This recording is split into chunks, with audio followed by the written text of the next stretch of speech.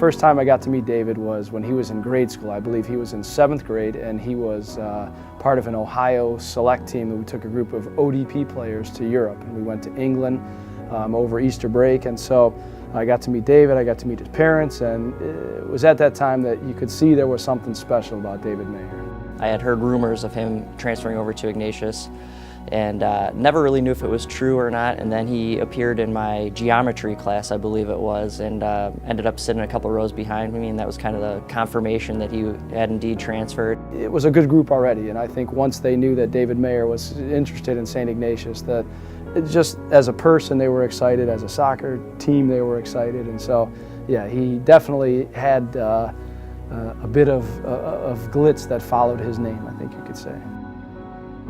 Well, Dave was a forward. He played up top. To be a true goal scorer, somebody who's a finisher, is rare. We've only really had a handful of true goal scorers, and Dave is one of those.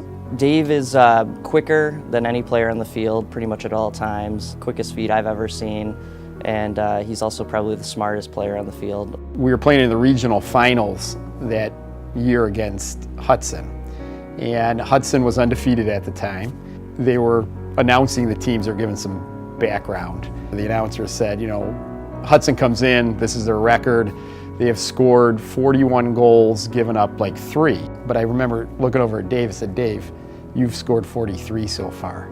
So Dave by himself had scored more than a team that was in the regional finals. Just him being on the field made everybody a better player. I think he made good players around him look great. You know, I think everybody was a beneficiary of him being on the field.